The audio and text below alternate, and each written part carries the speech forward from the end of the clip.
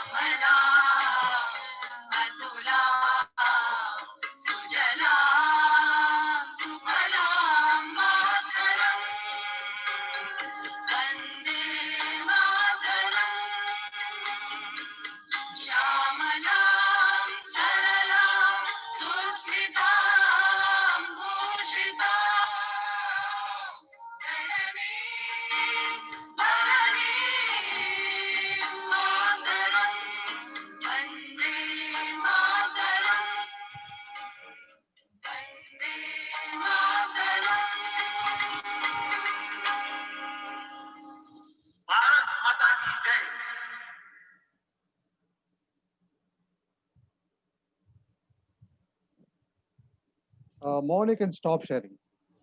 Thank you, Mohan.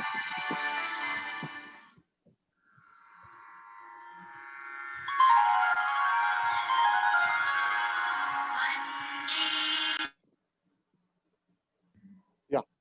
Good evening once again. My first request, as Mr. Samyak Jain requested, is all of you kindly keep your videos also off because we have more number of people today. We may face bandwidth. Am I audible, Mr. Mohan, Arun? Yes, TP, you are audible. Thank you, Veti. Somebody says they can't hear anything. Angelina. Okay. Anyway, before we get on to the session, we have a special guest today, Mr. Manoj Rajagopal. He is the District Secretary of BJP Economic Wing of BJP Tamil Nadu. Not just that, he is a mechanical engineering graduate and is a product of Indian Institute of Management. He is the CEO of a family of their own family concern called West Coast Carison Worldwide LLP. It's a 47-year-old company who are into the field of special purpose machineries. Manoj is also an approved jury and domain expert under the Ministry of Human Resources Development and Ministry of Environment, Forest and Climate Change, who has been on the jury panel for Smart India Hackathon consequently for 3 years. The list goes on. One or two more I'll just tell. Ex-chairperson at Young Indians of the Confederation of Indian Industry from 2010 to 2019, heading the verticals of environment projects and rural initiatives, inclusive of executing a major project called Vision Carbon Neutral under the guidance of Dr. APJ Abdul Kalam. Part of the steering committee for automation and robotics at CII, and also the program advisory panel member for various institutions, including PSG College of Engineering and Technology for high-end technology courses like robotics and automation. Mr. Manoj is also, he also strategizes and coordinates activities of Artha Foundation. It is an arm specially focused on upliftment of tribal livelihoods in collaboration with organizations like Chinmaya Mission, Nilgiri Adivasi Welfare Society, and more, focusing on youth development and marketing tribal produce as fair trade. May I have a few words from Mr. Manoj Jojagopal? Manoj Jojagopal, kindly give us a few words. Yes. Others Thank kindly you. keep muted. Yeah. Yeah. Thank you, Durga Prakash. So there is too much of an introduction. Anyway, see, first of all, apologies to all of you. You know why? This program is now getting jointly conducted by the BJP Economic Wing of Coimbatore, supported by the national team. This actually took off on the 30th of August 2020. We had the BJP National Secretary, Mr. H. Raja, who had given us a first program. It was Pandemic Opportunities and Grievances. We had a lot of industrialists who were attending. We had a lot of grievances also, which was told, and we had noted it down. And we actually got the memorandums, except for one or two still pending, and we were supposed to go to Delhi and see as best as what can be done to get it sorted out. We have our own team of mentors, and it is just probably one or two steps away, even from the Prime Minister and the Home Minister, the ministers. So we have people so close who are actually mentoring us. Mentoring us means mentoring you also in the business and other communities. So one thing is any issues, major issues, what you have, before I start our rest, kindly get in touch with us. This economic wing has been specially formed under the vision of the Prime Minister, because it doesn't go under the political wing. It is slightly separated out to take care of the grievances of the business people and other anything related to economic. Doesn't mean that business is only our industrialists.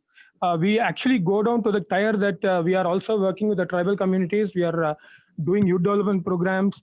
We are acting as a front-ending organization for the produce, where the produce is today being sold at almost like 200 to 50% of what was being sold earlier. It is just baby steps we are taking, but yes, last 6 years, probably during other periods, nothing has been done. With a visionary Prime Minister like Modi ji in place, a lot of things are getting in place where it should get. All villages, almost all the tribal villages have been connected today. Almost all, I would say. It is as good as going to any other village. Almost all tribal villages are connected. So they are connected. It's no longer they are into a forest. They're almost connected into the mainstream communities.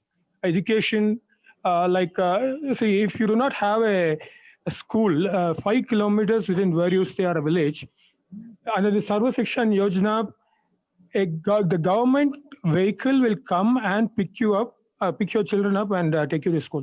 So whatever has happened from 2014, May 24 to today at 2020, where we stand, we have passed a long way. But see, we still have a long way to go, because before the British invaded us or took over India by hook or crook, I would call it, India's GDP was at 24.4% of the world economy.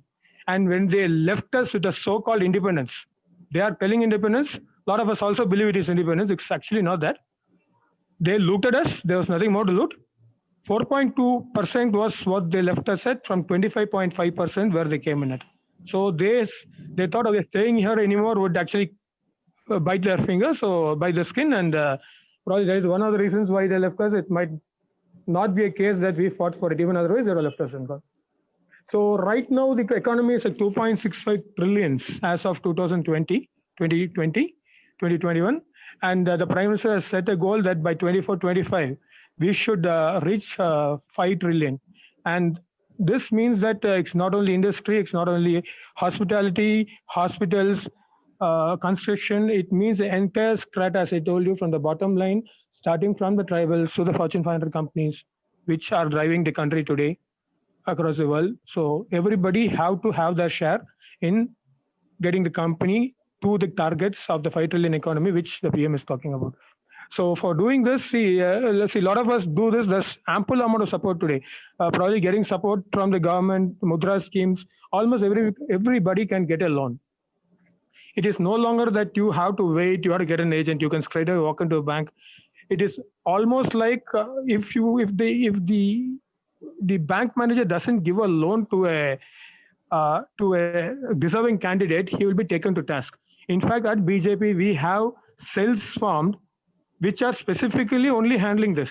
And we have websites, we have links where you can just give a complaint or give a whatever your problems you're facing. And we have full set of people who are only attending to these problems. It's no longer like what it was pre-2014.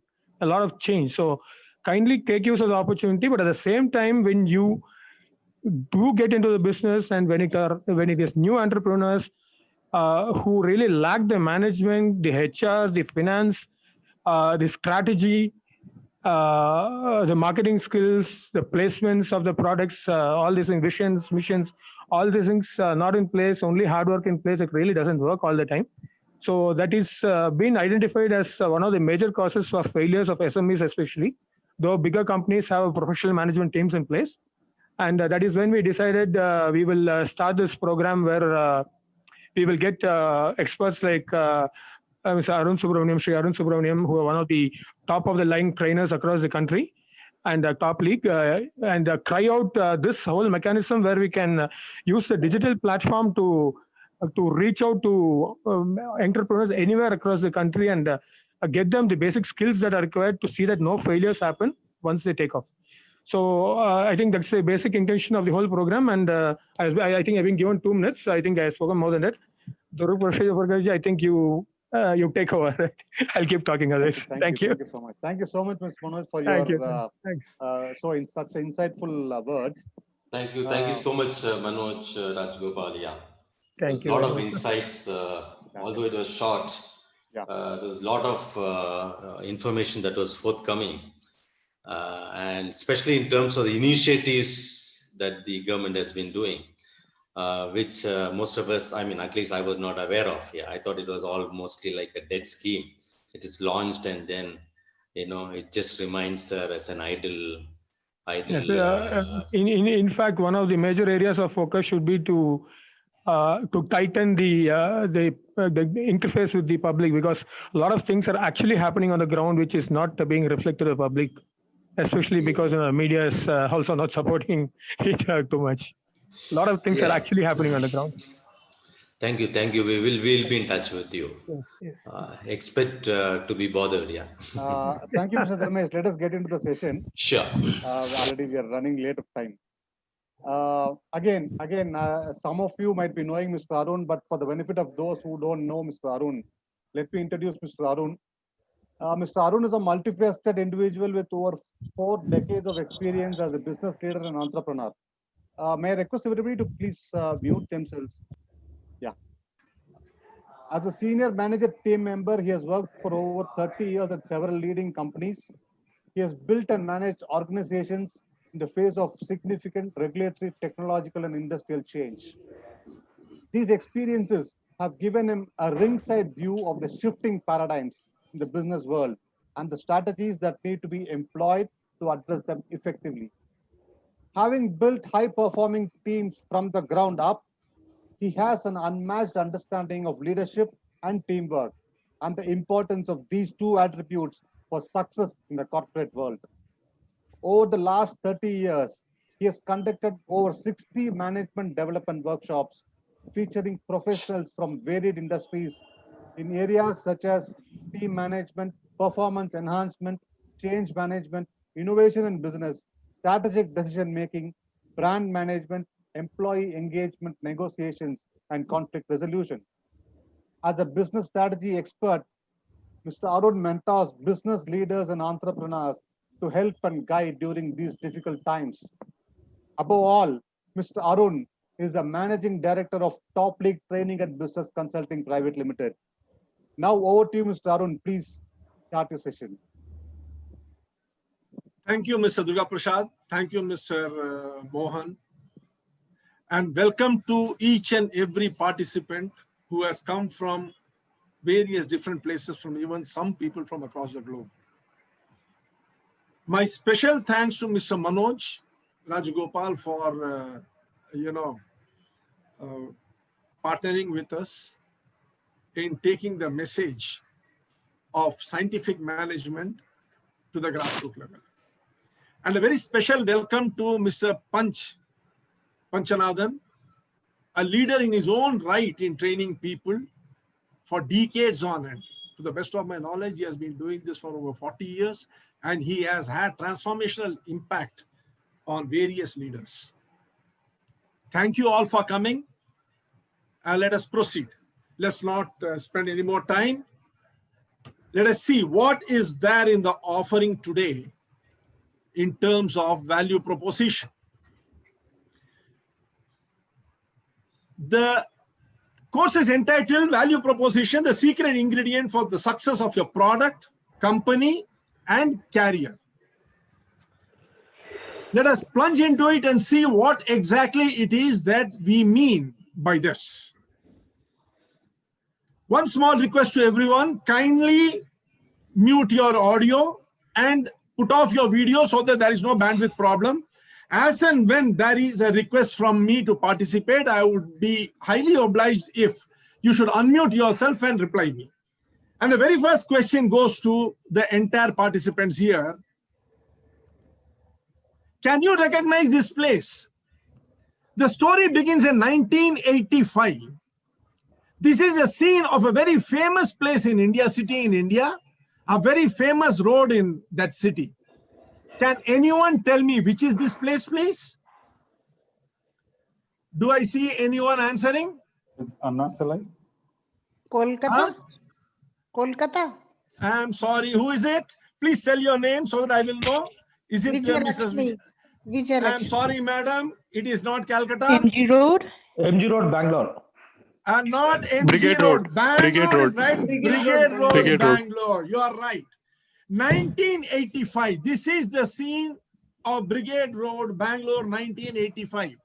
In 1985, something happened which changed the course of Bangalore city forever. In 1985, Texas Instruments put up office in Sona Towers, Millers Road, and started the process of ITization of Bangalore. If Bangalore is the IT capital of the country, it's only because of that which happened in 1985. One other landmark of Bangalore is this place called the High Point. This is Chalukya Hotel, one of the 3 hotels which were very famous during those days for lunch for the general public. On the right-hand side of the brown building, there used to be, I think there still is, I'm not very sure, a very, very famous restaurant by the name Chinese Hut. It was by far the #1 restaurant at that time in 1985. It used to be terribly, crowded. And I was the general manager during those times in Bangalore, and I used to be a frequent visitor to this place. This is the story of Chinese Hut. I left Bangalore in 1998.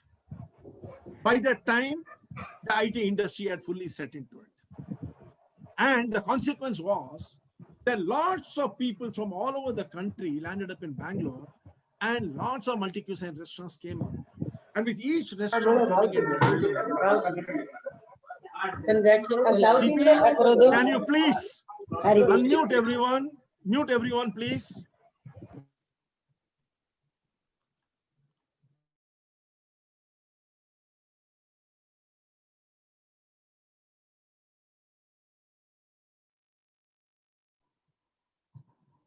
Sir, you're muted. You're also muted. You please unmute yourself. Okay. In 1998, I was going to leave Bangalore. By that time, this same very popular Chinese hut, of which I was a very, very frequent visitor, it has started losing people steadily, and there was absolutely nothing left of that restaurant at that time. On maybe March 26th or 27th, I was going to leave Bangalore. On 25th night, after packing everything, I and my family members went to this place for dinner. We were having dinner, and at that time, the owner, who was a Sindhi gentleman, he approached me and he expressed his sadness that I'm also going to leave this place. And he was joined by his wife, and then we just started chit-chatting about our experience of all those years of around, maybe about 12 years experience, relationship of ours. Suddenly he sprang a question at me. He said, "Sir, you are into marketing. Why don't you tell me what it is I can do so that I can pull this hotel out of the rut it has gone into?" I was very embarrassed because I knew nothing about the hotel industry. But then on his insistence, I decided I will give it a shot. And I asked him a question. I asked him, "Do you know what is combinatorics?" He did not know. He had never heard about it. By the way, gentlemen, have you people heard about this term combinatorics? Can any one of you tell me? Yes? Am I hearing any answers? Combinatorics is that branch of mathematics involved in the combination of things. Combinatorics is very, very widely used in marketing. Let me explain to you. When the order of something doesn't matter, it is a combination. For instance, you take 4 apples, 2 pomegranates, and 2 sapota, cut them, mix them, and make a fruit salad. It really does not matter whether you add the apple first or the sapota or the pomegranate. Then it is a combination of fruits and it becomes a fruit salad. But the same 4, 3, and 2, if used in a combination lock, then you will have to put it as 4, 3, and 2. Only then it will open. That is called permutation, when the order matters. I explained this to him. He asked me, "Sir, how is it useful in what the problem I'm in and how I am to come out of it?" I explained to him that every industry has got decision drivers. And an industry which does its business based upon the decision drivers, with the awareness of the decision drivers, is the only one which will come out victorious. Let us see, what are the decision drivers for a restaurant? The decision drivers for the restaurant is cuisine, timing, ambience, service, reach, value-added services, and price. If you just mix these up haphazardly, it is just a combination. But if you divide it into 3 vectors of regular, deluxe, and premium, now you have a permutation of things. For instance, you could have regular cuisine with a premium, reach or a service, and a deluxe price. You could have different prices for the same, depending upon the time when you are serving it, depending upon where you are serving it. You could have in-house, you could have takeaway, you could serve it in the location where the person wants. There could be so many permutations which are possible. In fact, you'll be surprised to know that there are 2,187 permutations which are possible with just these 7 decision drivers. I explained to him that you do one thing for the next couple of months, spend some time talking to your customers, try to understand why the customers have gone over to other restaurants, and then based upon these 7 factors which are in your control, try to see what you can do. He listened to me. His face did not show much confidence, to be very frank about it. Maybe he listened to me because he had asked me the question. Then we left. We left Bangalore in 1998, March. It was only in 2011 then I had an opportunity and some time in my hand in Bangalore to visit this place. That was because I had come there for a meeting, and my managers, I was the managing director of a different company at that time, they had wanted to take me out for dinner. And we landed up in a restaurant which they claimed was very good for Peshawari food. Chinese food was predominantly a restaurant which used to serve Chinese food at that time in 1998. They wanted to treat me with Peshawari food. We went there, and this is what I saw. The board had changed, and the ambience was mind-blowing. We went in, sat down.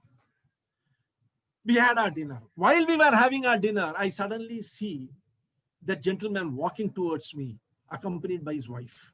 And there was a broad smile on his face. He came and asked me whether I recognized him. We just exchanged pleasantries. Then I asked him, what happened? He told me, sir, that night after you spoke, I was not very confident, but on the insistence of my wife, I called all the family members. We sat down and spoke. We discussed. And what we discussed was that there is no point in looking back and hoping that success will repeat itself. That was not going to happen. Things were sliding down. So my wife suggested that the only way is to look forward to the realization that you can't do today's job with yesterday's tools and still be in this business tomorrow. And the writing was on the wall. I took your advice. I sent my family members to all the restaurants, and every day we collected information. I read up about combinatorics, and you can see what the result is. Today, Burp, which happens to be a part of the CNN, IBN, News 18 group, they have given me the best restaurant title for Bangalore. We are a multi-cuisine restaurant. I was very, very, very happy. I was very happy because someone had been able to do something which is life and come out of a problem which besets all companies over time. Believe me, friends, 70% of the companies closed down in 10 years' time. 70%. That means companies which were opened in 2010, 70% of them do not exist today. If 100 companies are opened in 2010, 70 of them have closed and only 30% are there. That is an unfortunate truth, not only for India, but across the world. And why does that happen? The reason is 90% of the reason is to do with product marketing. 34% of the products miss their product market fit. 34% of the companies closed down because of a poor product market fit. Does it mean that they started off with a product which was not required by the market? 22% of the companies have marketing problems. Does it mean that they started off with no message or no ability to demonstrate the value of the product they are going to market? 18% have team problems, and it's a known fact that if a sales team or a company cannot perform, the people are going to feel panicky and they're going to leave. That's precisely what happens. People leave, and this leads to finance problem, which besets 16% of the companies. You don't have a good product market fit. You don't know how to market it. You don't have people to market it. What else will you have other than finance problems? 90% of the companies closed down because of this. What more? Even those scale-ups, startups, which have slightly established themselves or who have gotten to the growth stage, they find that 75% of the people who invest in those companies, they don't see their money back. And 40% of these companies, investors, startup entrepreneurs, they lose their entire money and go bankrupt. Hey. If we have to understand why this is happening, we have to understand the entrepreneurial journey of these people. Let's see what the entrepreneurial journey is. What exactly happens? When a person decides to start a company, in his mind, he is starting a company in a blue ocean. He is going to be there. He has some expertise in him. He has a product, an excellent product. He has some very good contacts, or he has a family concern which is doing very well. And he goes into the market thinking he's going to create a new market space with a unique product and enjoy unrestricted growth. This is what is there in the mind of the entrepreneur, the first time entrepreneur, when he enters into it. He wants to build a company and create wealth and enjoy unrestricted freedom and happiness for life. This is why everybody opens a company. Very soon after opening the company, he realizes that he is not into a blue ocean. He has entered into a red ocean, an ocean whose water are bloodied by his blood, the blood of every other person doing business in that market space. He has entered a crowded market space.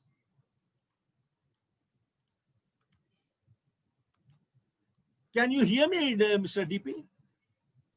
Yeah, I can hear you. Everybody can hear you. He has entered into a crowded marketplace with hundreds of similar products, fighting with each other and struggling to attract customers.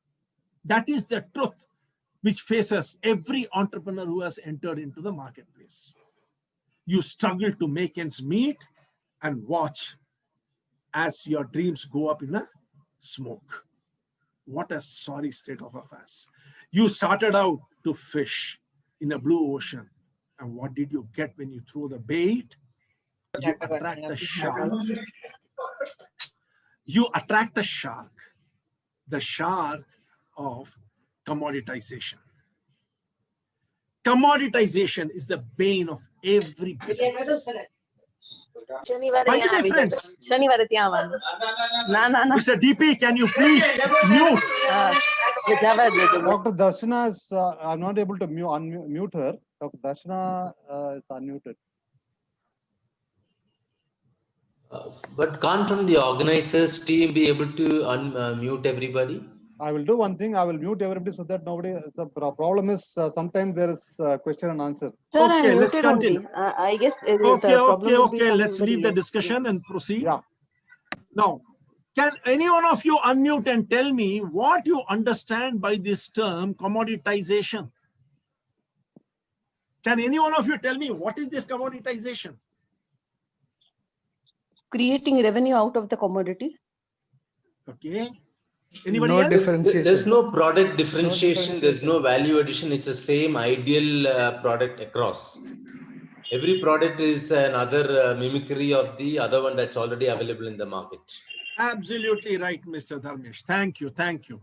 Commoditization is the process whereby customers systematically eliminate everything you perceive as being different or special about your firm or offering, reducing you and your offering to the lowest common denominator, which is price. In a commoditized market, nothing else matters but the price. It's an open, all-out price war, shameless price war. Commoditization in whichever part of the world it may be is driven by three factors. Number one, deterioration. Number two, proliferation. And number three, escalation. Friends, believe me, commoditization is not unique to any one country or one company. Commoditization sweeps across the board. It knows no boundaries. Let us see the first one, deterioration. You have an excellent product. You are getting a very good price for the product. You are making a lot of profit. Suddenly, another product comes at nearly 1/5 or 1/10 the price and kills your product and kills the market. And before you know it, hundreds of clones of that product have already come into the market and you are finished. This is what happened with Surf of Hindustan Lever when Nirma entered into the marketplace. Nirma came with 3 rupees 50 paisa per kg of a detergent soap which was being sold by Surf for 15 rupees per kg. Can you imagine what must have happened to Hindustan Lever? Overnight, its cash cow, the revenue spinner, was nowhere. It was finished. And to make matters worse, within a few months, the market was flooded with clones of detergent powders. And now surf itself has got many clones. The second is proliferation. You come with a product for the first time in the country, and before you can blink your eyelids, there are hundreds of the same type available at the same price with no value differentiation. Remember Bisleri? They took the trouble of coming out with mineral water in India, and before they knew, today, every house is a mineral water plant.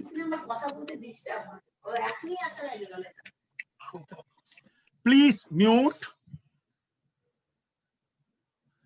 This is proliferation. Again, you see, there is a commoditization of the brand. Then you have the escalation. The best example of escalation is the mobile handset. Every day handsets are coming out. The price range, barring a few premium, are all the same. They revolve around the same. Only thing is they keep adding extra features to it. And with every feature which is added, you start going towards it. But again, somebody else has added a new one. You really do not know. And there is no differentiation between one brand and another. Commoditization is the bane of the industry. You start a company thinking you have got something great. Before you can realize it, the product that you have taken to the market has already been commoditized.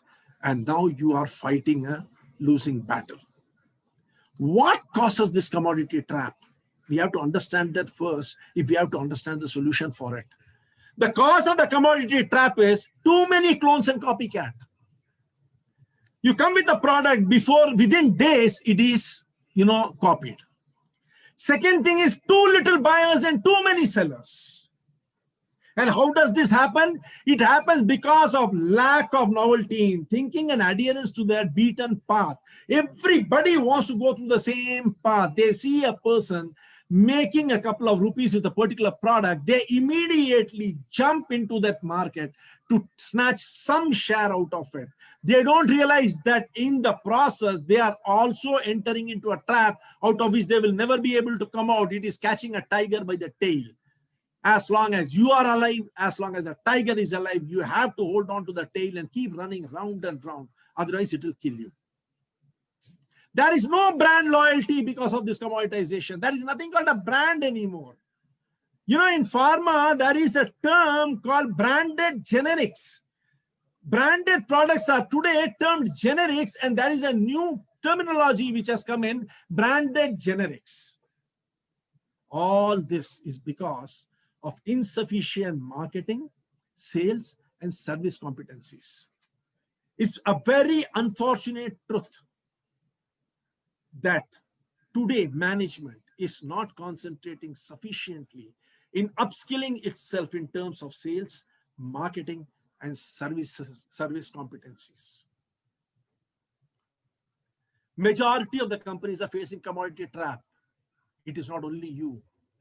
Survey across the world shows that 63% of all companies are facing the commoditization of their products and services. One of the most commoditized industries is the IT industry. Every industry, pharma industry is another industry which is massively commoditized. 63% of all companies are facing commoditization of their products and services, and 54% of the companies realize that they are not doing sufficiently to escape the commodity trap. While realizing that they are not doing anything, they are still continuing to suffer the onslaught of commoditization. And what is even more pathetic, which tells you why 70% of the companies closed down in 10 years, is because 84% of the low-end segment is commoditized. That means out of 100 companies with a low budget, 84 of them are commoditized. In the intermediate segment, 60% are commoditized. And in the very high premium segment also, there is 20% commoditization. I'm sure you all must be thinking, okay, that's all very fine. So what do we do? Is there any escape from this commodity trap? Yes, friends. There are two ways you can avoid this commodity trap, or you can get out of it, or rather operate. Let us see the first way. The first option is to play by the rules, which is what 95% of the people do. When they find themselves in the commodity trap, 95% of the people play by the rules. What is that? They compete within the commodity trap, that is, they increase the size and realize economies of scale.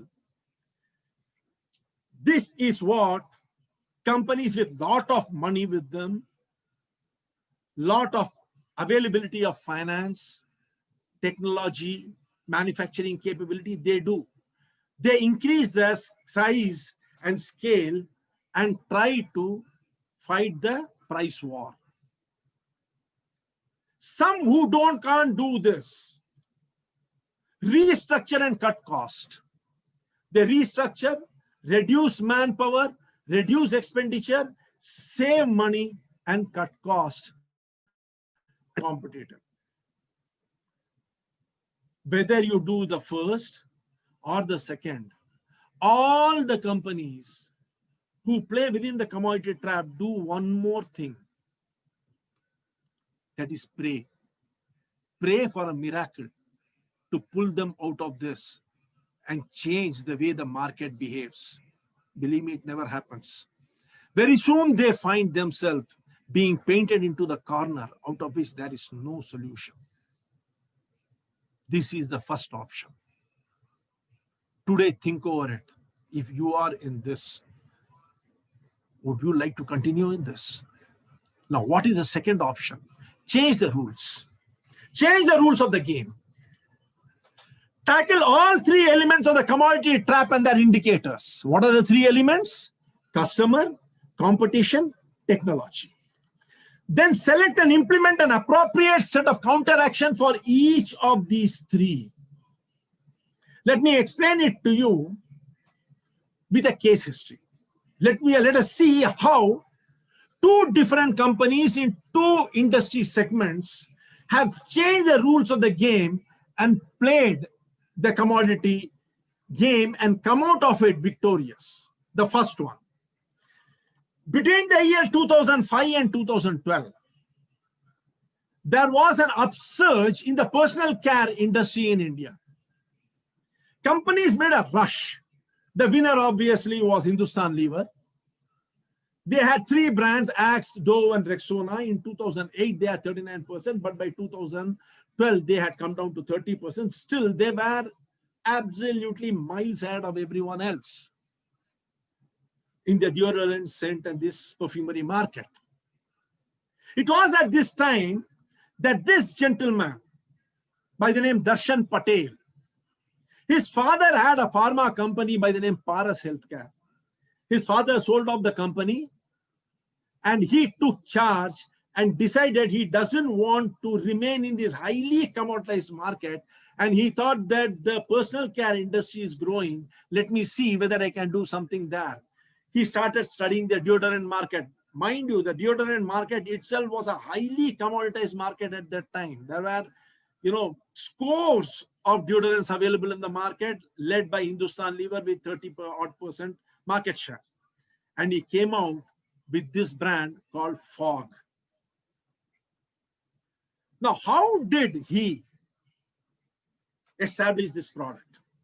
To understand this, you'll have to understand the deodorants which are there at that time. The deodorants at that time had gas in them. The perfume molecules were on the gas and it was being conveyed by the gas which used to be sprayed by these canisters. And it used to get exhausted very fast. He capitalized on that and he created a product, Fog. Let us see what he did.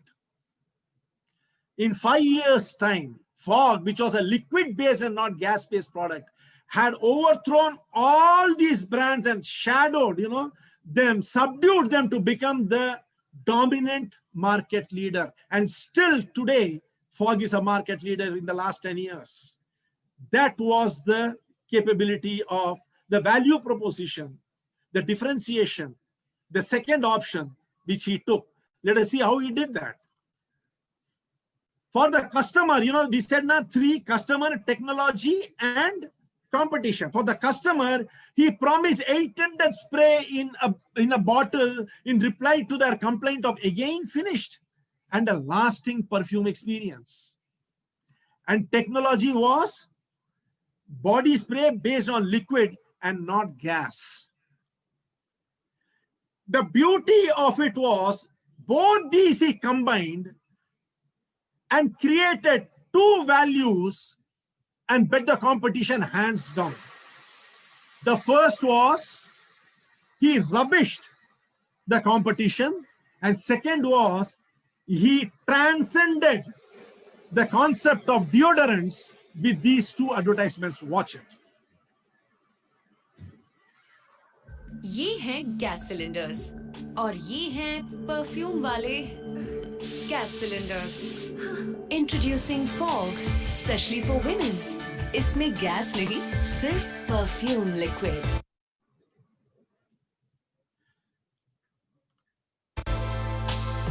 Smells really nice. Fog everyday perfume body spray. You see, what did he do? He showed gas cylinders which are used for cooking. Immediately he juxtaposed with that canisters of the competitors who had perfume deodorants with gas in them.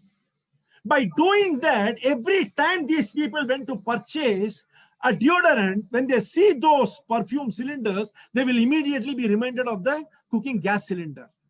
He demeaned them totally. He replaced the position the customer had in his mind of those perfumes with a gas cylinder. That is the first thing he did to demean them. Now let us see how he transcended his product and took it beyond everything else.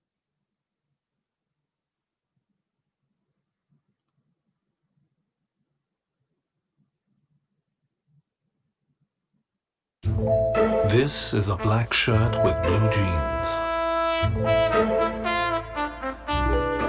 Here comes yet another black shirt with blue jeans.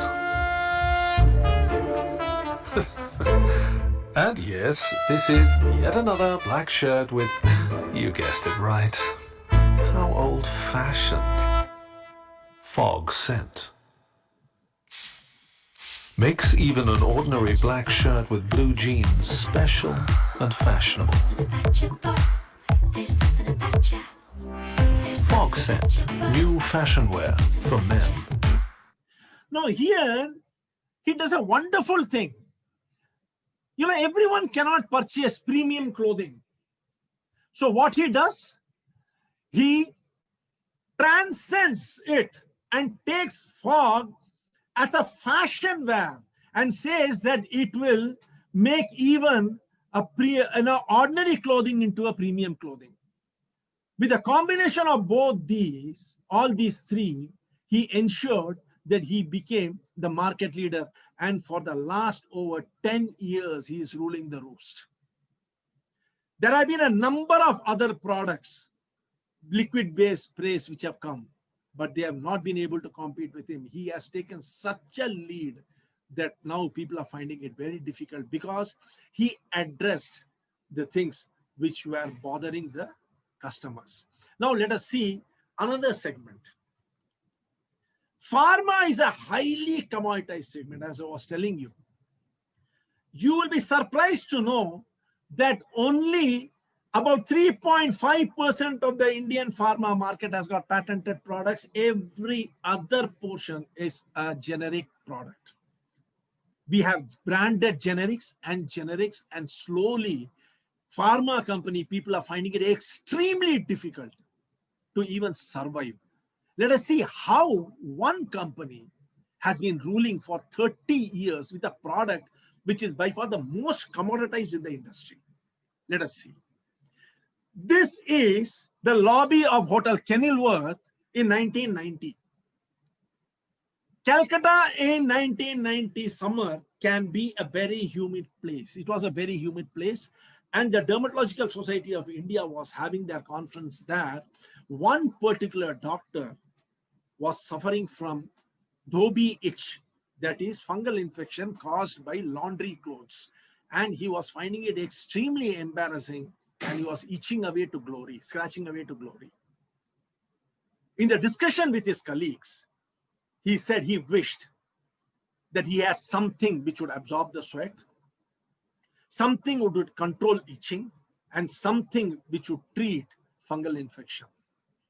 We all know, friends, that for combating sweating, we all put talcum powder, right? Talcum powder is the preferred destination for ladies and gents for sweating. They put it in the groin, under armpit, everywhere. But how many of you know that talc is a very poor absorbent of sweat? It doesn't at all absorb sweat. But we keep on putting it because of the advertisements. There was one product manager of a company standing and listening to all these things. He checked up with Fitzpatrick's dermatology and found out this product called Absorb, the first anti-absorbent antifungal powder. It contains an absorbent base with dihydroxyaluminium allantoin, which suppresses itching, which reduces dryness and itching, and clotrimazole, which is a very powerful clotrimazole is a very powerful antifungal. In 1990, this product came out. You'll be surprised to know that there are 188 different brands of clotrimazole today in the market. Still, Absorb dusting powder rules the roost. It has changed 3 companies. The company which came out with this brand was called Crossland Research Laboratories in 1990. It was purchased by Ranbaxy. Ranbaxy trashed most of their brands, but retained Absorb because of its market position. Then Ranbaxy was purchased by Sun Pharma, who trashed 90% of Ranbaxy products, but still retained Absorb powder, and it is a cash cow for them even today, 30 years after it was launched. Why? Because Absorb addressed all the 3 factors which are essential to relieve the pain of the customer. Now the question comes to our mind. What is it which helped these 2 brands jump from a red ocean and create a blue ocean for itself? I'm sure you all entrepreneurs and business leaders and professionals responsible to lead your company will be looking for an answer for this, because you would also love to know how you can get out of this red ocean and enter into the comfort and happiness and joy of a blue ocean. Let's see what it is which helped them in this angle. Concentrating on solutions and not being preoccupied by problem was the biggest reason. They looked for solutions. They were not bogged down by problems, and they were not trying to work on the problem. They were looking for a solution. And what is that solution? The solution is value proposition. Value proposition is the solution. And believe me, my dear friends, value proposition is the most abused phrase in marketing. It is the most abused phrase. I can tell this with absolute confidence because I have seen a teen number of people use this as a jargon without even understanding 1/5 of what it is. What exactly is value proposition? Let us understand it in greater detail. You have a customer. Now, this customer has a job to do. This job entails certain pains, and he would like to have some gains by doing this job successfully. You, as the business owner, come up with the product. You would like to service the job of that customer with your product. And how do you do that? By relieving the pains and ensuring that the gains he's thinking of in his mind, maybe he's aware of it or not aware of it, you would like to provide those gains to him. And when you create a fit and a bridge is formed, you have created a value proposition. Now let us understand what this job is. Let us understand this job in bit more detail, because this is where the crux lies. There are 9 different aspects to this job. The first is the functional job. The second is the social job. The third is a supporting job, which consists of 3 factors. Number 1, the customer as a buyer, the customer as a co-creator, the customer as a transferer. Then what is the significance of the job to the customer? And what is the context in which the job is being done? When all these points are taken care of, there is still one more left out, without which your product will not be able to service. This is what makes value proposition so very, beautiful and productive for you. And that is the emotional context of the job. Because people make decisions, buying decisions, purchasing decisions based on their emotions, and then justify it with logic. No one ever makes a logical decision in a purchase. No one. The decision is always emotional, and then we try to justify it with logic. Let us understand it in a slightly different way. There is something that the customer really wants. Maybe he is able to articulate it. Maybe he is not able to articulate it. Many a time, the wants, the customer really does not know how to articulate it. He knows he doesn't really know he wants it. And you have a value in your product. Your product provides certain value in the context of what the customer wants. And your competitor also provides certain values in the context of what the customer wants. These are the 3 circles. Where all the 3 circles meet, what the customer wants, the value which you provide, and the value which the competitor provides, the place where all the 3 meet is the place of the commodity. It is absolutely going to be price driven. This is a trap. If you and your competitor both catering to the same want of the customer, you have entered into the trap. If the customer doesn't want what you and your competitor are providing, then he is not going to care. No one cares for a product which does not fulfill the wants of the individual.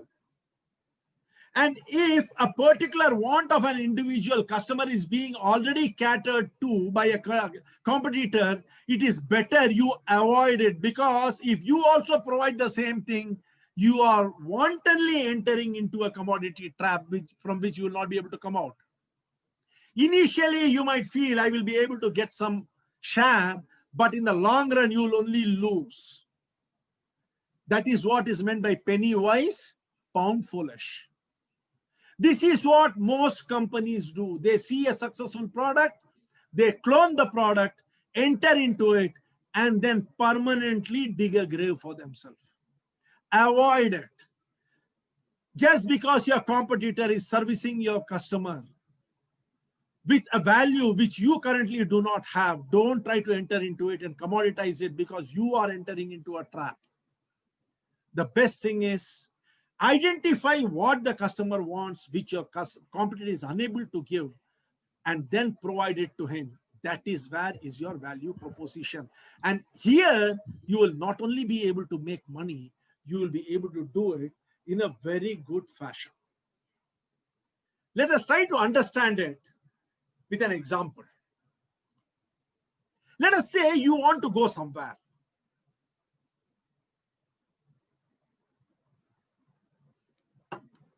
Let us say you want to go somewhere. You are the customer. So what is the job? You have a job. What is the job? You have to contact a good taxi. You have to wait for the taxi. That is also a job. You have to control the cost of the ride. You have to direct the driver to the destination. You have to identify the place for the driver because he doesn't know the place. And you have to pay for the ride. All these are jobs which you have to do. And what are the pains involved in it? Availability of cab is a pain. Booking the cab in advance is a pain. You don't know where to book the cab. The behavior of the driver is a pain because you don't know who the driver will be. The vehicle route can become a pain if you don't know the route very well, or the driver decides to take you all over the place. The identification can become a pain if you have not been to that place earlier. Your safety can become a pain if you are traveling at odd hours. Payment issues can be there if you do not have the change or the driver does not have the change. What are the gains you would like to have? You would like to track the cab as it is moving for your own safety. You would like to click, order, and cancel the cab at your convenience. You would like to secure the drive. You would like to know that the drive is guaranteed available to you. You would like to know that the driver can be trusted. He will not play the fool with you. You would like to have minimum interactions so that you can spend the time that you are traveling in peace. It should be easy. Payment should be easy. And above all, for professionals, being able to keep a record of the payment is very important so that they can submit the bills to their company. Friends, kindly unmute yourself and tell me, is there any such product available which fulfills all these jobs, pains, and gains? Ola and Uber. So simple, isn't it?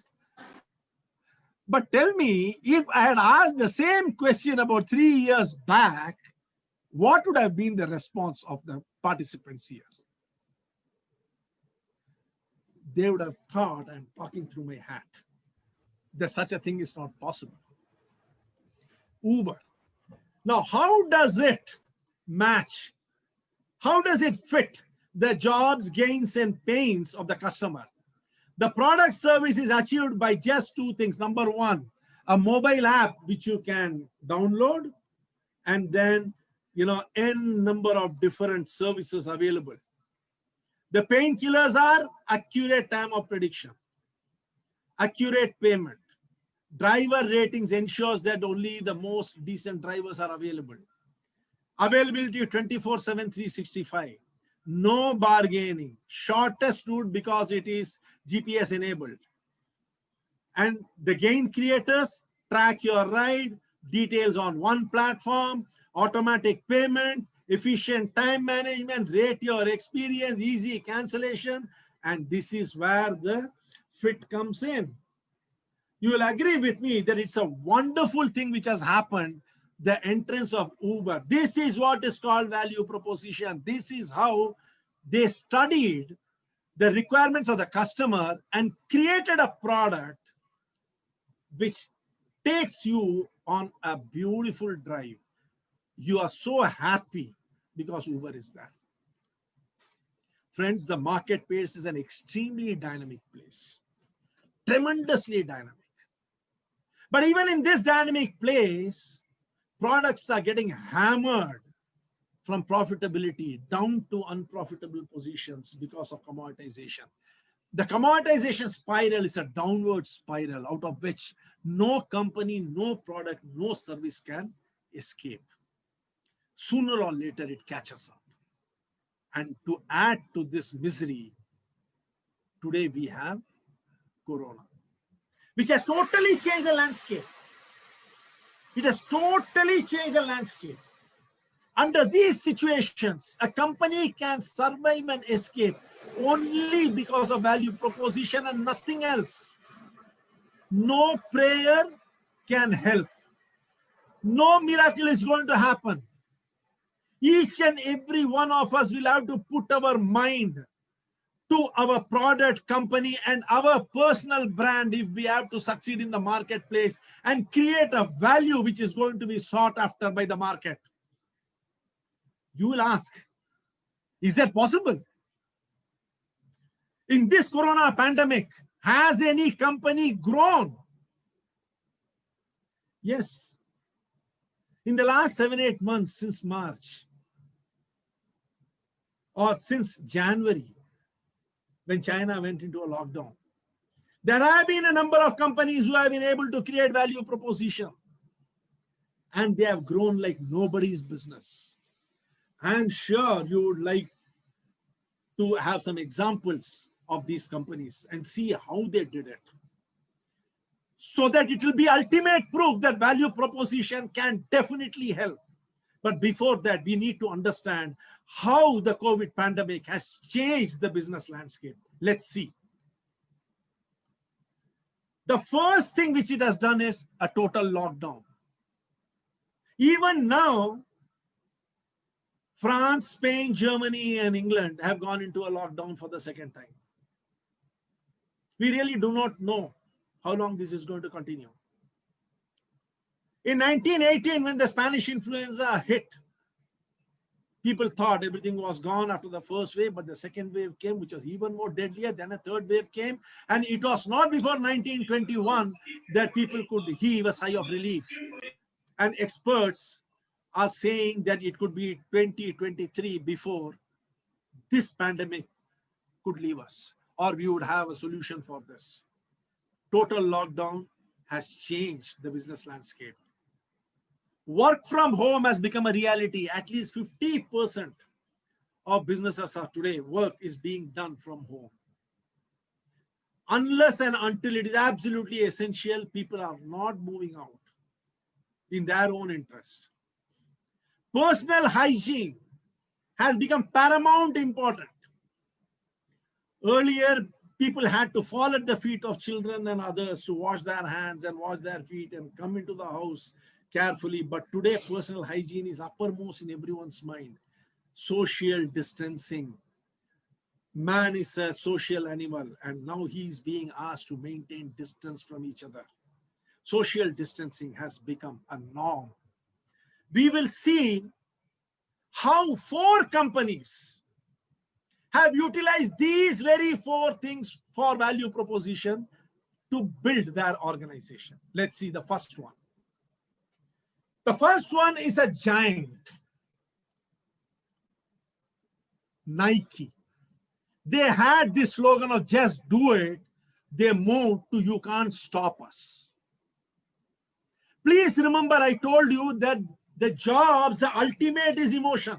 If you want to take your product to the topmost level, you will have to appeal to the emotion. Let's see how Nike did it through 2 advertisements juxtaposed with each other. Watch this. We're never alone. And that is our strength. Because when we're doubted, we'll play as one. When we're held back, we'll go farther.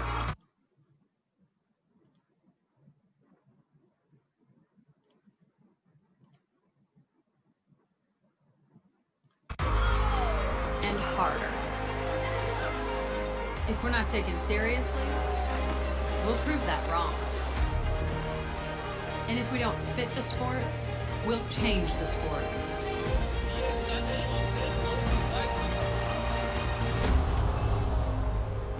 We know things won't always go our way.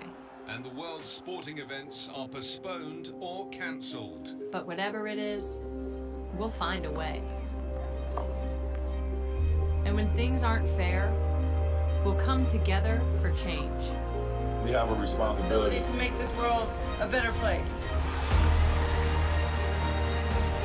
And no matter how bad it gets, we will always come back stronger. Because nothing can stop what we can do together.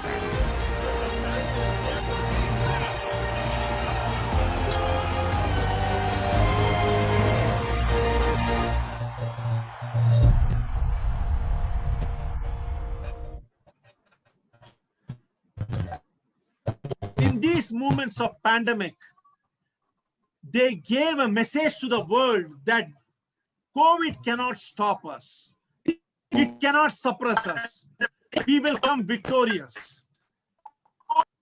And see, on 31st of August, their chief executive, John Donahoe, has said that year on year, there was only 1% drop because the digital sales had gone up by 82% during this period.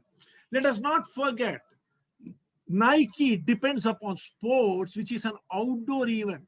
mostly, and you buy sports apparel and shoes for going out and playing. The entire world was under lockdown, but still they ensured that they did not lose top of the mind recall, and they kept their customer with themselves. And how did they do this? At the end of this video, you must have seen that the spokesperson shown was Ronaldo. They created another video, a challenge, worldwide challenge with him, and ensured that people exercised within their house, they worked out within their house so that they could keep healthy. Nike pushed its fitness app digitally connected expert trainer network to give consumers help staying active while cooped up, and this is how they did it.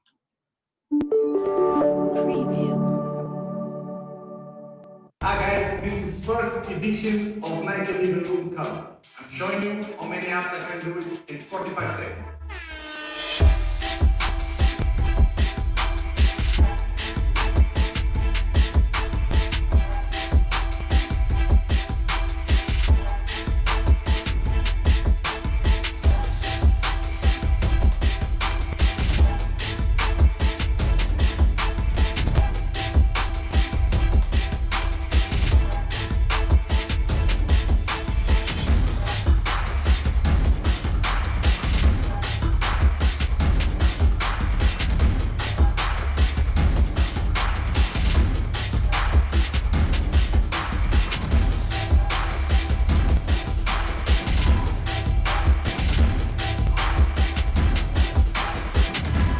Now show me what you got.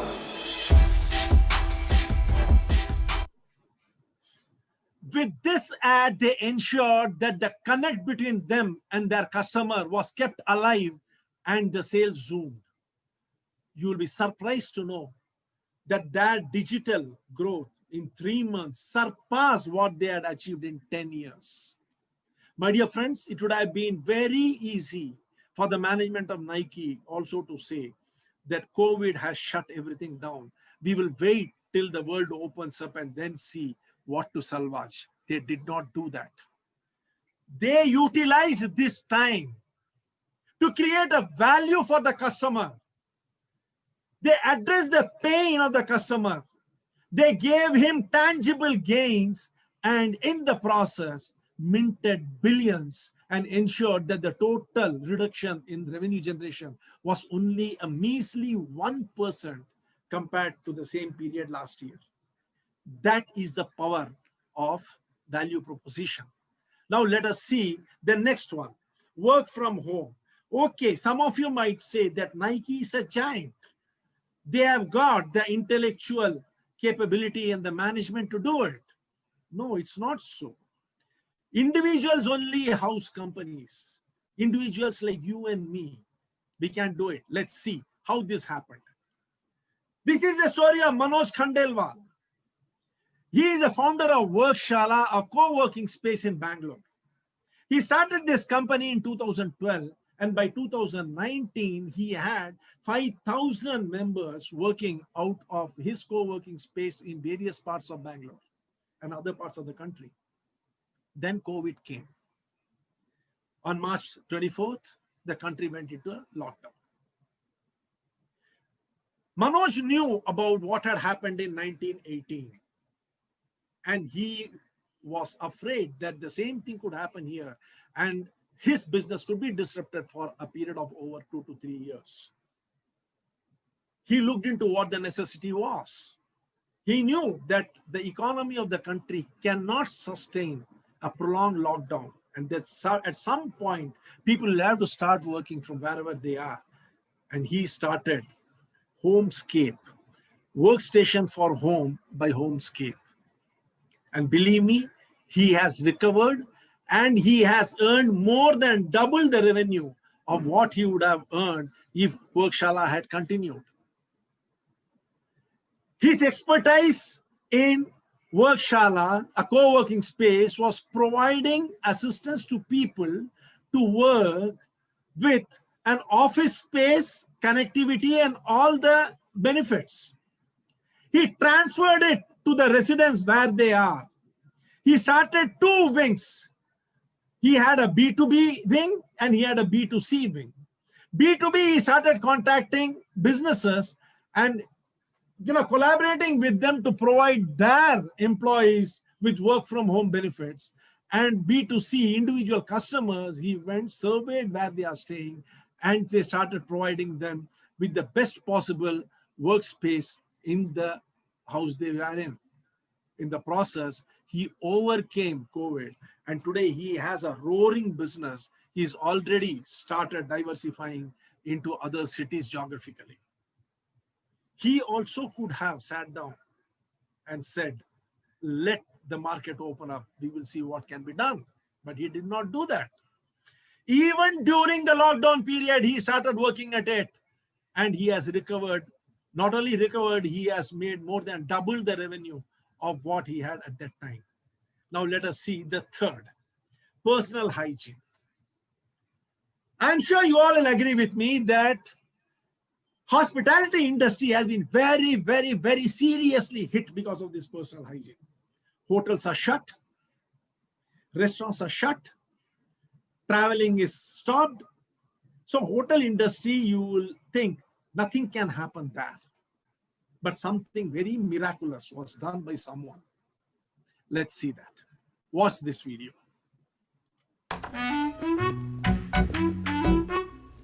सही है main switch इस पे fashion bathroom AC तो table का बाहर पहले spray फिर stay sanitized before your eyes. One of the biggest fear people have in going and staying in a hotel is how well sanitized it is.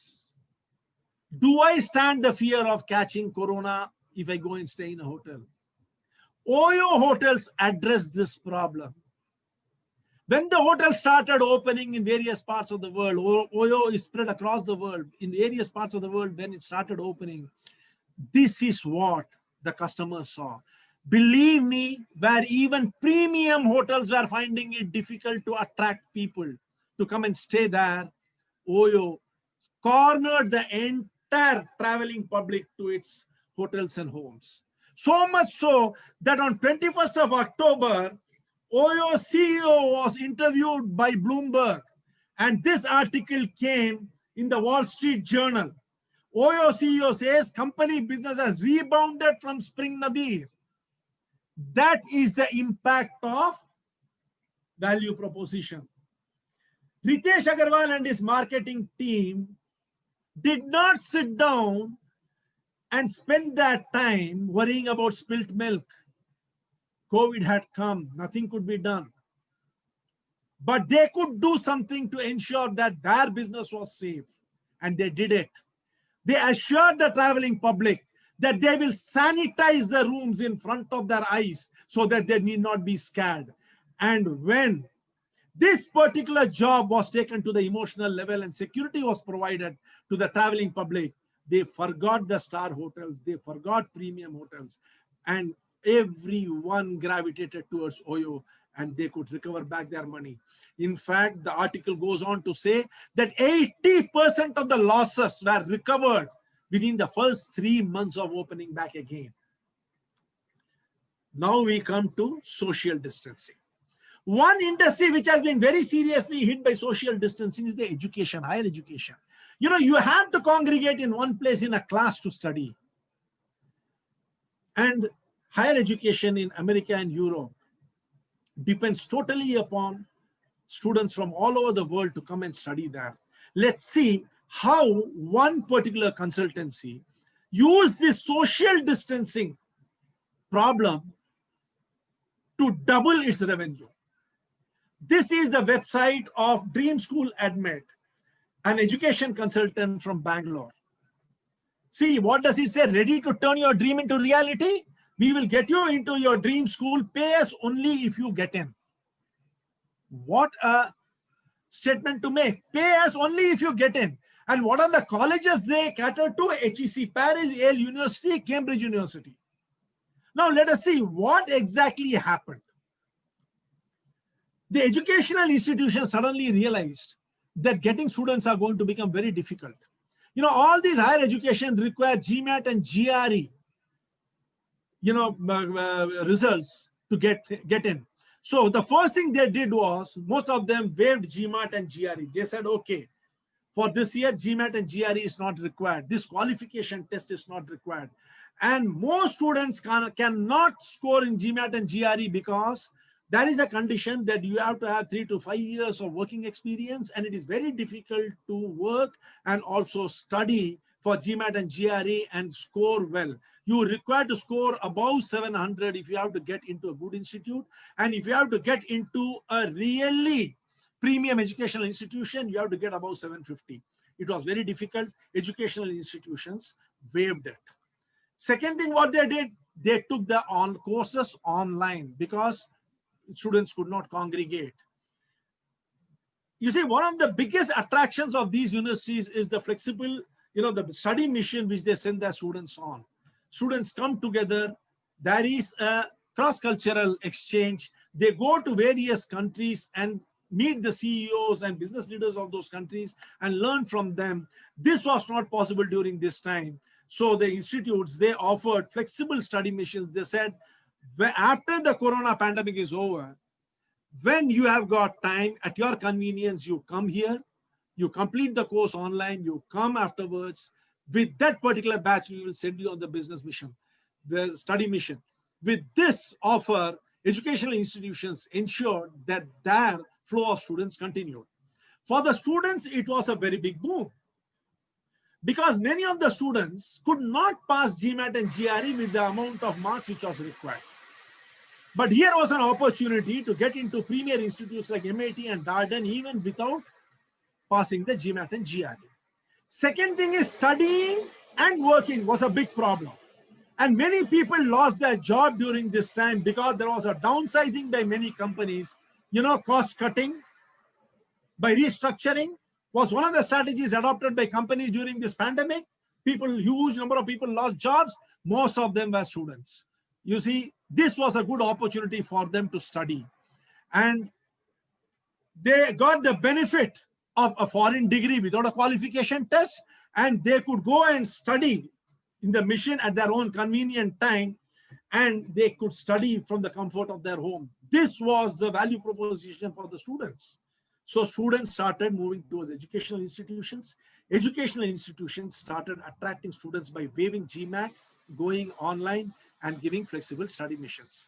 This is where Dream School Admit capitalized. They offered free counseling and profile evaluation because most of the students who are working and could not study had given up the idea of studying abroad, higher studies. Here was an opportunity. COVID gave them an opportunity because of waiver of GMAT and GRE. Dream School Admit immediately capitalized on it. They said, we will give you free counseling. We will evaluate your profile for free and get you a fit.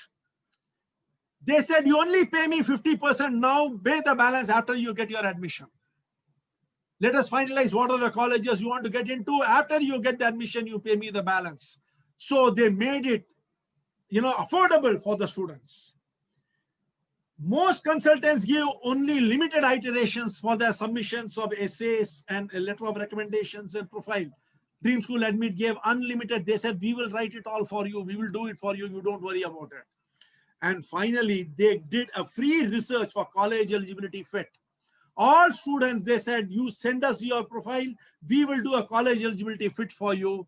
And finally, they started giving them help for scholarship. Because of their extensive experience, they could help these students even with the scholarship. The result was the revenue jumped twice what it was before the pandemic. This is the post from LinkedIn where he says, this year due to pandemic, many prestigious schools such as MIT and Darden have waived of GMAT GRE requirement. If you have been struggling with GMAT GRE, have a strong profile, otherwise this is your chance. And this letter came on 20th of October, was given to them by a student who got into Darden, one of the best schools in the world, that too without GMAT. This was only possible due to the flawless application which Arvind helped me in drafting. This is what is meant by value proposition.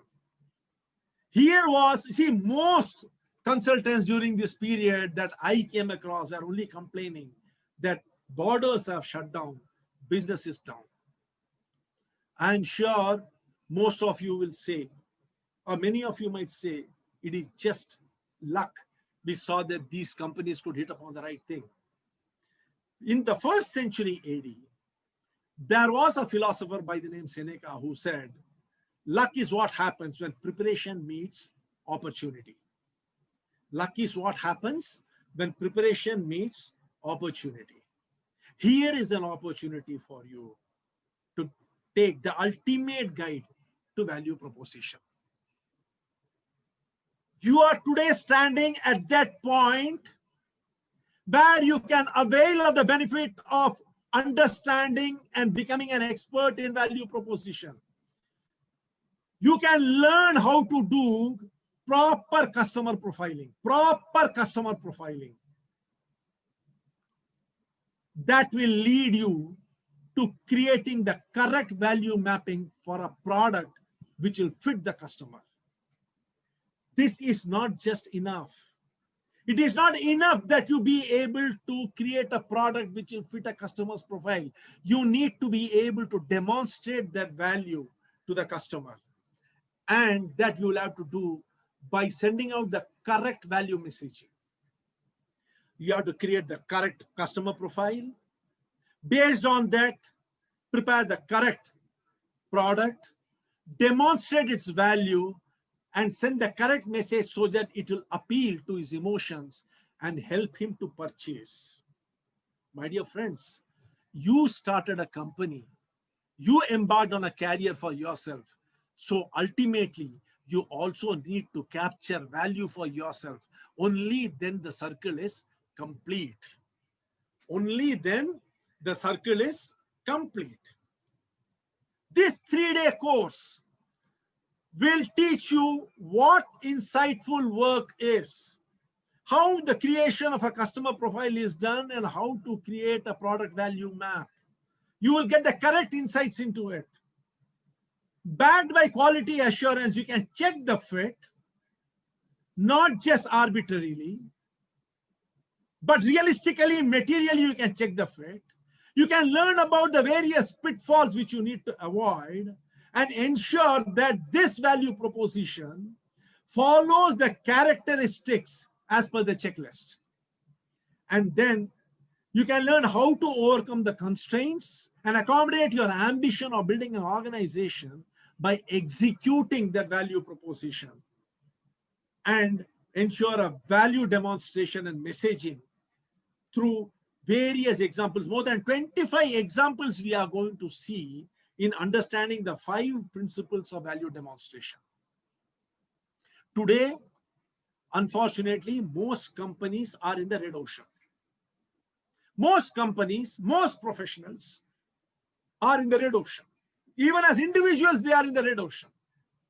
They have been commoditized.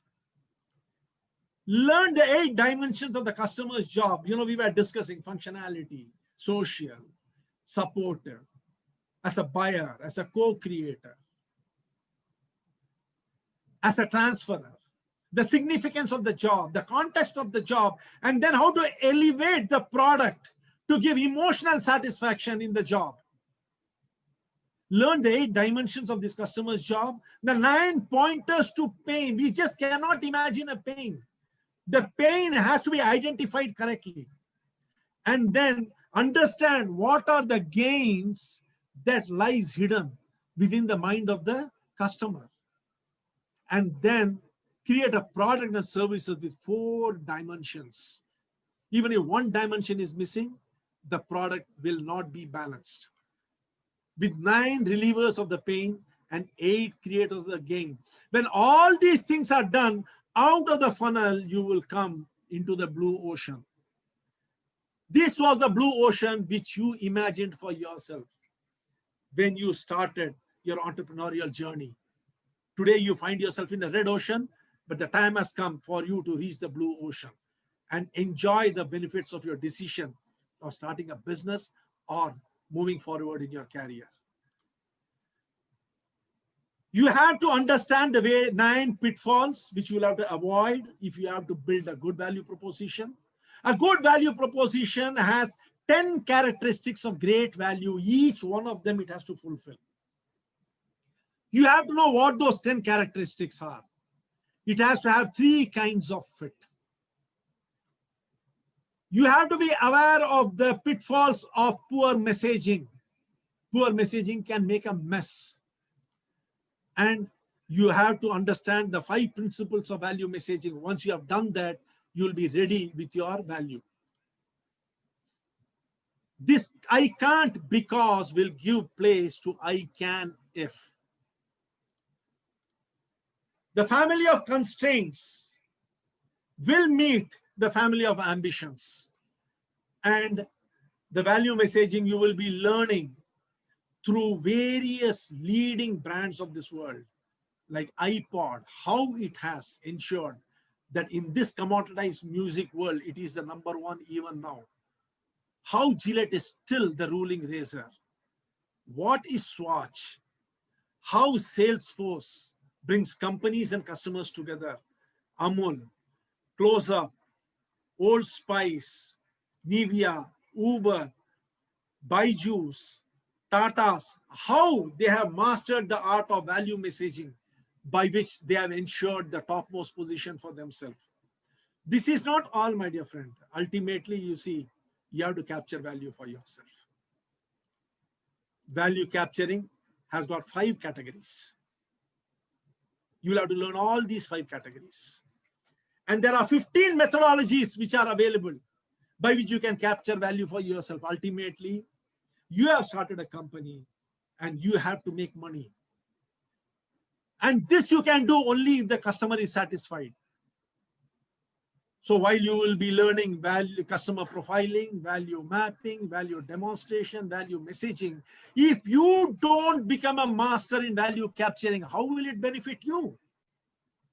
For your benefit, you have to learn the 5 categories of value capturing along with the 15 methodologies by which you can capture value for yourself and your companies so that you and your employees can be rich and happy. All these will be taught to you in the 3-day certificate course of December 11th, 12th, and 13th for 2.5 hours each from 7 p.m. to 9 p.m. A 7.5 hours of knowledge-packed webinar will be followed by 3 months of free consultation to you. I will be giving you 3 months free consultation in your journey to master value proposition. You will be able to do this for your organization and for yourself. The entire group which will be attending will be having 3 get-togethers where we can exchange views, experiences, and ideas and benefit from each other. You will be getting a certificate of completion of this course, which will be a very valuable addition to your armamentarium in your career journey, and you will get the full video recording of the 7.5 hours course so that you can revisit the course whenever you want at the comfort of your home and learn from it. And all this comes to you for those who are going to join from India at 3,500 rupees inclusive of GST, and for those of you who are joining from abroad as $69.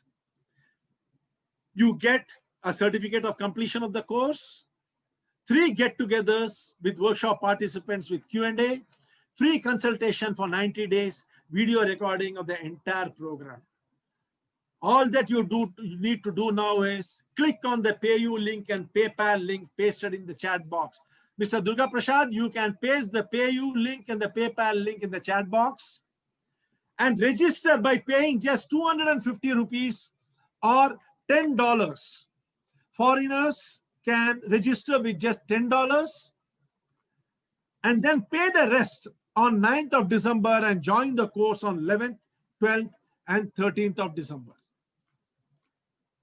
Please register now. Click on the PayU link and PayPal link. Indian participants can pay 250 rupees and the Foreign participants can pay $10 US and register. The balance can be paid on 9th. Mr. Durga Prasad, have you posted it? Yes, I have posted. Both PayU as well as PayPal? Yeah, both I have pasted. I Thank put the link for both. Yeah. Yeah, they can use PayU for paying in INR and PayPal for US dollars. Mr. Lillian Magakas asked, how do I say the full amount if I don't have PayPal? Yeah, okay, you tell him to give his email ID. Yeah. We will send the bank details to him. He can pay it. Email ID as well as WhatsApp number. If he gives, we can send the bank details to him. No issue. I am now open for questions, friends. You can ask me any question that you want. Hello, sir. Yes. Hello, sir. Yeah, please tell me, who is it? This is David. I'm calling from Kenya. Yeah, please tell me, Mr. David. This has been a very informative session, and I must say this tongue-in-cheek, you have appealed to my emotion, and my logic has justified it. Thank you, thank you, thank you. So we will be meeting each other on 11th of December. I will be there on the 11th of December. You've done a good job. Very good delivery. I love it absolutely. Keep up the good job. I'm happy I spend my time here. Thank you, sir. Thanks a lot. All right. Words of encouragement are always welcome.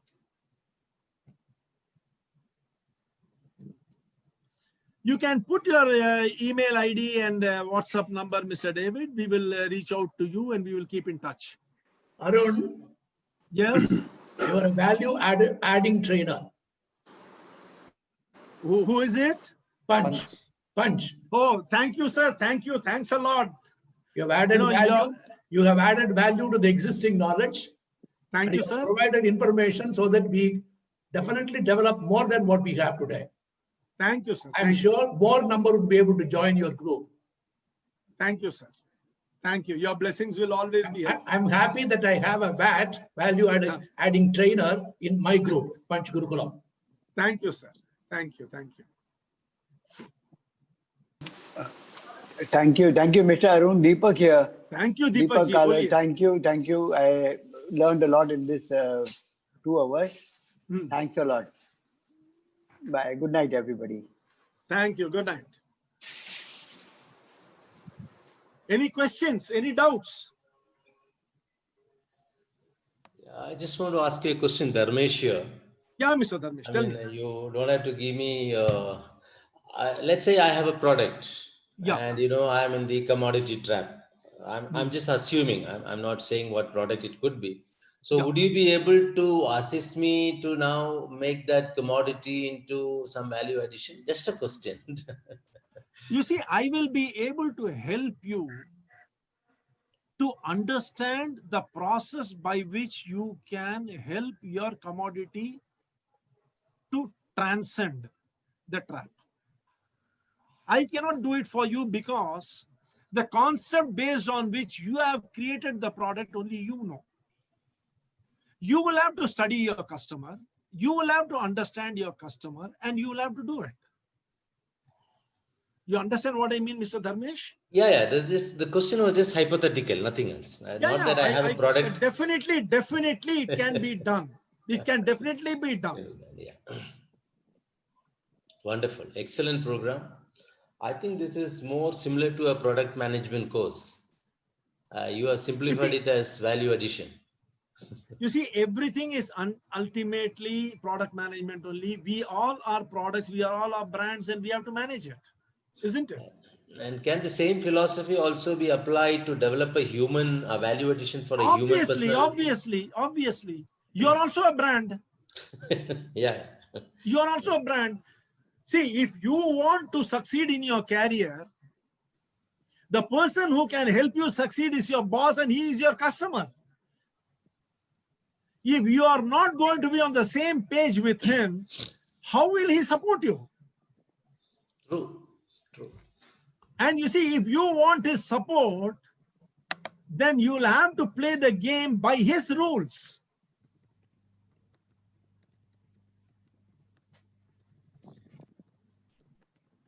Definitely, you see, value proposition works for everything. Everything is based upon what you offer as a value to the person. If you are not going to be able to offer a value to an individual, he's not going to be interested in you.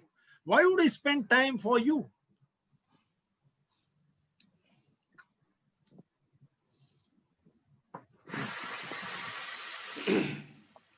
Mr. Arun? Yes. Yeah, I have paid 250 rupees, sir. Who is it? Sumit from Ahmedabad. Thank you, Mr. Sumit. Okay, sir. Welcome. Along with that, Mr. Arjun Suri is also paid, and somewhere, you know, I was not able to pay, but then you can send me the link on my mobile. Sure, we will send it to you, Mr. As you have done it last time, so I'll pay the entire amount tomorrow. Yes. Mr. Vinod. Sure. I don't know, because Ravi it bounced has, back. The pay you money is bounced back for me. Okay. So, Mr. Ravi, send me the bank account. Mr. Ravi, have you put your email and WhatsApp detail in the chat box? Yeah. In the previous mail, previous chat, I have given my mail ID, sir. Okay, one more request. Don't put anything in private, because you see, private cannot be accessed. After the session, yeah. I will request every one of you to kindly put your email ID and WhatsApp.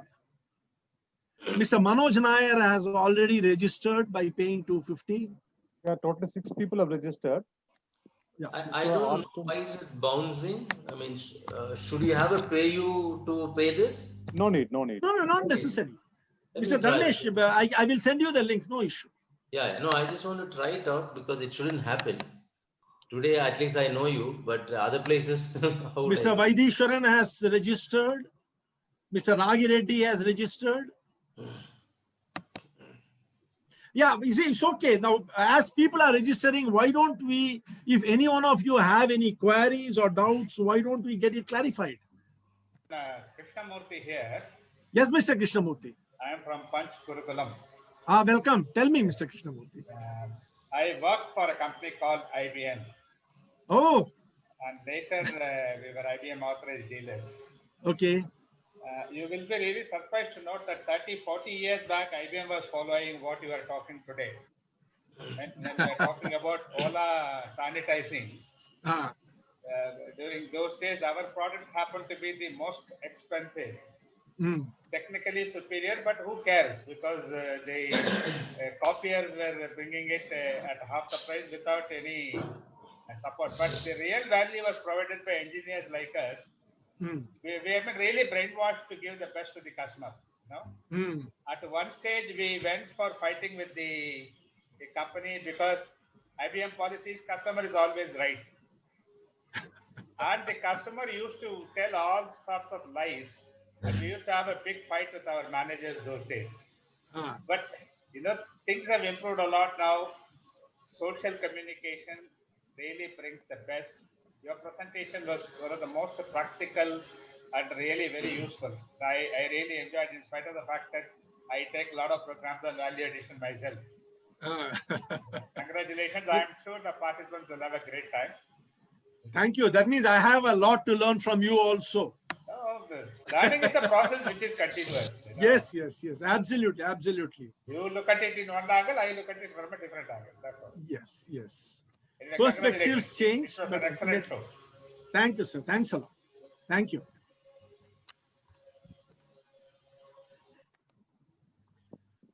Anyone else, please? Yes, I have a question. Yeah, Samayak. Yeah, so what else a firm must do to, if a firm undertakes value proposition for its product portfolio, what else they must do to make it very difficult for others to prevent doing the same? So it should not be easily replicable. See, this is a very difficult question to answer, Samayak. You can't stop people. See, we are not the only intelligent people in this world. You understand what I mean? See, what we can think of, others can think of. So you see, that's why they say you need to keep running faster and faster and faster to even stand in the same place. So you see, you have to keep iterating, you have to keep improving, keep developing. And you know, you should know when to leave a particular product and move on and bring better products into the market. You see, what was, you know, as I was saying, you can't use yesterday's tools to do today's job and stay in business tomorrow. You'll have to keep improving yourself.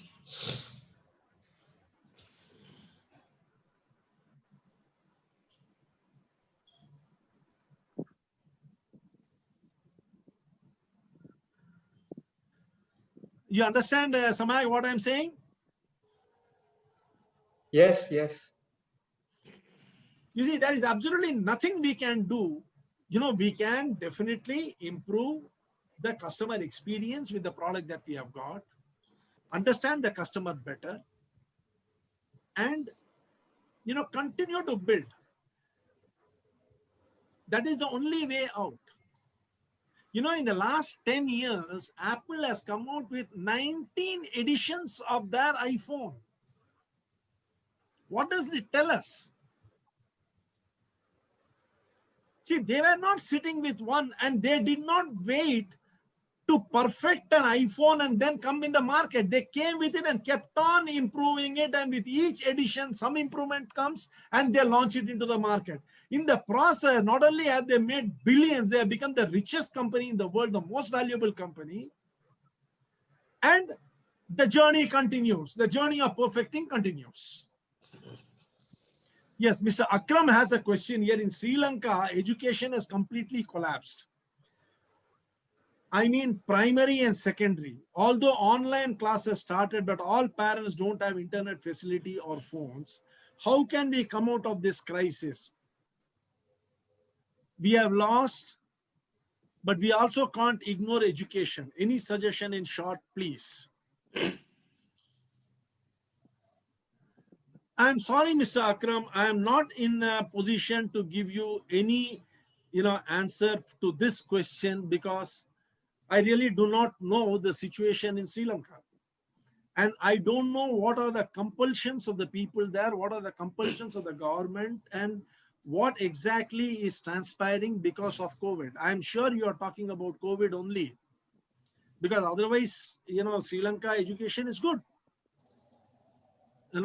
If schools, primary and secondary education has totally collapsed, then it must be because of COVID. And what exactly are the compulsions due to which, the online it is not going, or why people don't have internet connections, are all something which the government has to address. But yes, one thing you can definitely do is you can take the lead in studying the situation, understanding the pains of the people, the customers, the students, or the parents, and see in what way you can provide a pain reliever and a grain creator and build something for yourself. You see, every crisis has in it the seeds of an opportunity. And it's not bad to utilize that opportunity, because in building your organization, in doing so, you're also benefiting the people. So there's nothing wrong in it. Please study the situation.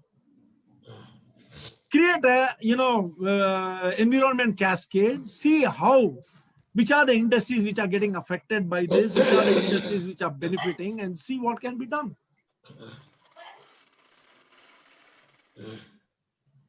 If you want any particular help in how the cascade has to be created, you can contact me. My number is known to you. I will definitely give you whatever suggestions I can. Okay, Mr. Akram? Yes, thank you very much, sir. I got your point. You can contact me. You can talk to me. There's absolutely no issue. I will definitely try to help you out in trying to find out something which can be of use to you as well as to the students. I didn't want. Yeah. Actually, I didn't want to take too much of your time in explaining the Sri Lanka situation, because you are just after a complete session, right? It's okay. In Sri Lanka, yes. Just to brief you, it's a complete lockdown. All the schools are closed. Education is the first thing to close, like any other country, and the last thing to start. So the complete year 2000 is affected to the children. Now, not only primary, secondary, all education segment are, it's collapsed. But then the facility for the small schools like Montessori and primary, secondary schools and all, the most of our parents are, they don't have facility for the phone or internet facilities. So government has nothing done in this regard. They have now planned, but it might take some time for them to service the whole country. That is in short. See, this COVID is a massive disruption. But I can tell you one thing, Mr. Akram. Yes. There are people who are benefiting in a very, very big way because of this pandemic. I am not talking in an unethical manner. In a very ethical manner, they are benefiting. If you sit down and give some thought to it, I am sure you will be able to, in your own geographical area, do things which will benefit the people of that locality tremendously. Yeah.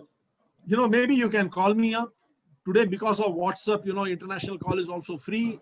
I am on WhatsApp. You know my WhatsApp number. This is my number, 93840-97866 is my WhatsApp number. Any of the participants can call me on the WhatsApp and we can discuss any sort of a help you want in guidance for this value proposition. I will give it to you. You can be assured of it. It is something which is available Can you to share your... Yeah.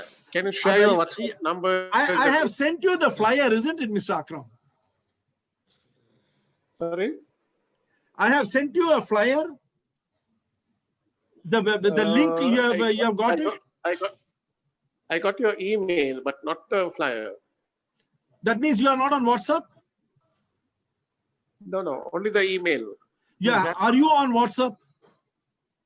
Yes. Give me a WhatsApp number. My WhatsApp number is 93840 97866. Mr. Durga Prasad has put it in the WhatsApp, in the chat box. Okay, thank you. If you can send me your WhatsApp number, I will definitely contact you. You can contact me and we can have a chat. No problems. Okay, sir. Thank you very much. I don't get the WhatsApp number on the chat. Here it is there. You are unable to see the WhatsApp number? Not your number. 93840. Right. Okay. I got it. 97866 and 77. Okay. Both are my WhatsApp number. I will You can send you call WhatsApp. me. Huh? Yeah. Okay. So thank you very much. Thank you very much. Thank you. Anyone else? Any other questions? Is Dr. Darshana there? Yes, sir, I'm there. Yes, it was Dr. a great Darshana. session. Thank you so much, sir. Thank you. 5 to 6 of my friends have also joined, and I hope that they would have definitely felt the worth of this session. And I will be joining that 3-day session, eagerly waiting for that. Thank you so much, sir. Thank you.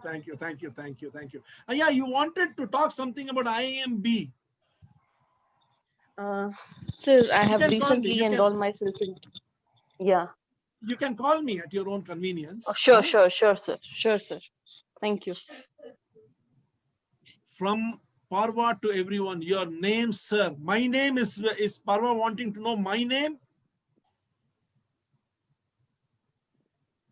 My name is Arun Subramanian, and you can give my number also.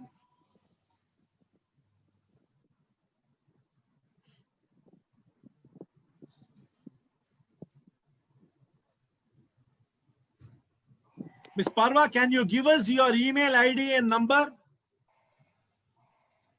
Email ID and WhatsApp number? Given. Okay, thank you.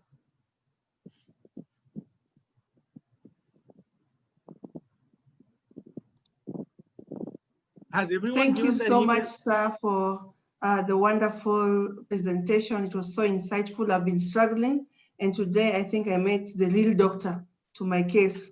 So I can't wait to join the course in December.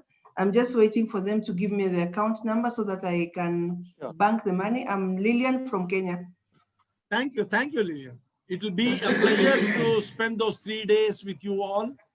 And Yeah. Lillian, if you want any clarification in between, also my WhatsApp number is known to you. You can contact me. I will definitely give you whatever help you want. And this is for every participant who has joined, irrespective of whether they are going to join the final course or not. My services are available to them. Thank you so much.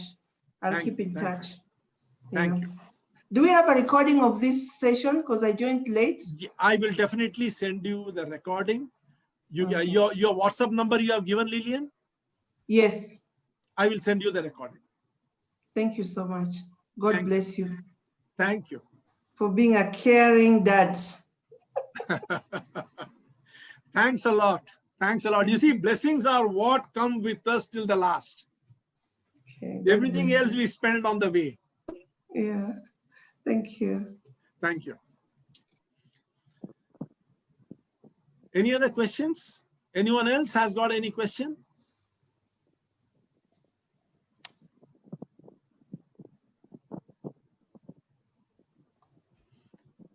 Yeah, everyone, please give me your WhatsApp number and your email ID so that if you want the recording, I can send it to you.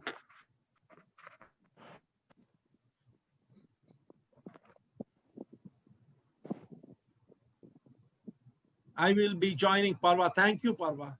Thanks a lot. Hello. Yes, Mr. Manoj. Yes, Okay. Mr. Manoj. I was having some audio issue. I just wanted to give a small input. We had a National Council member from the BJP, Kalyan Sundaramji, was attending the session in full. He just left. He's also the director of Hindustan Copper Limited. So I had actually given him a special request to join the session to see to it that this can go on a national scale.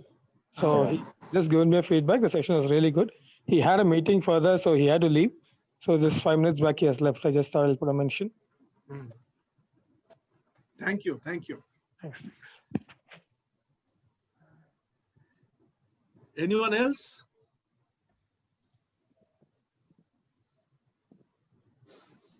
Dr. Nina Payas wants to say something.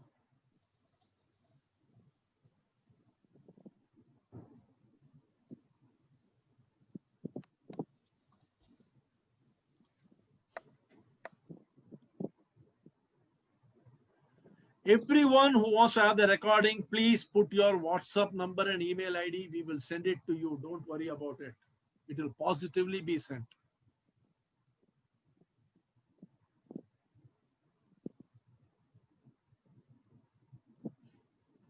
If there is no other question, DP, can we close the session? Yeah, just give me a minute.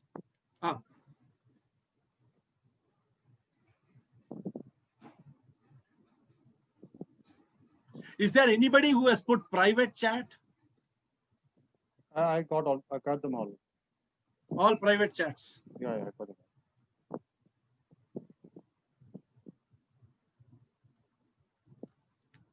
Okay, I think we can close this talk.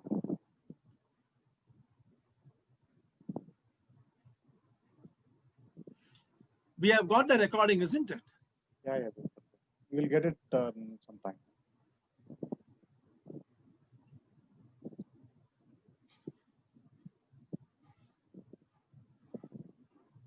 I think we can call it a day. If there are no more questions. Okay then, friends. Thanks a lot for coming. Good night. Good night, everyone. Good night, everyone. Thank you. Good night. Good night, sir. Good night. Great session. Good night, sir.